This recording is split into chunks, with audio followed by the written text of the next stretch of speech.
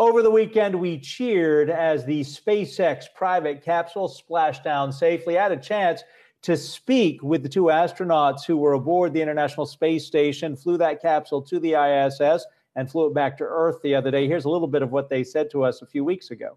This being the beginning of the new era where we have private partnerships providing vehicles for NASA to fly to and from the space station, and also contributing as we go forward out into the solar system to the moon and Mars. So it's kind of a neat way to see how things have developed in that 9-year span. And I know it sounds like in some ways 9 years was a long time, but to get where SpaceX has gotten with a crew on board space station 9 years later is pretty impressive. Hey, Hyman, what do you think the next step is here? We have a private company that's done this successfully once. Are tourists about to launch into space aboard SpaceX capsules?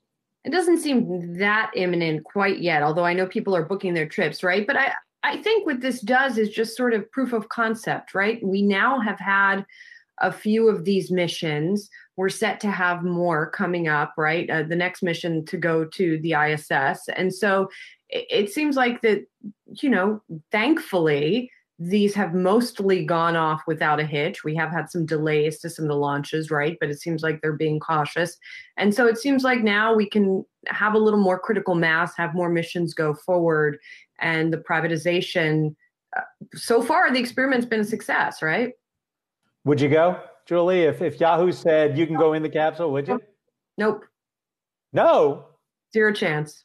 Hell yes, I would go. All right, let's turn attention to Virgin Galactic. They have announced plans, or at least the design drawings of what they hope will be a high-speed aircraft that flies at Mark III. They have an agreement with Rolls-Royce to build the engine for this thing. It's part of an announcement from last year, along with Boeing and NASA, to design a predecessor, not a predecessor, but a new aircraft following the Concorde for high-speed earthbound travel. Brian Chung, is supersonic something we really need in this world? It was never profitable with the Concorde.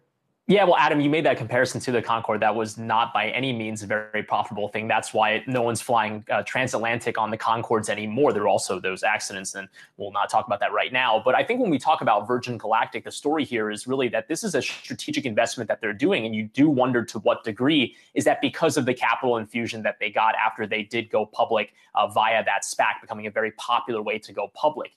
Keep in mind that the story for SpaceX, which we just talked about, is going to be fairly similar. When we talk about the rumors about them spinning off their Starlink businesses, again, their satellite-focused business in an initial public offering, if they do that, that could give them a lot of capital to make other types of investments, to build other types of craft, whether that's orbital, suborbital in the future. So I think this space area is really going to be worth watching in terms of the growth for the next few years because of all this private money that's coming in, which can really help them scale up.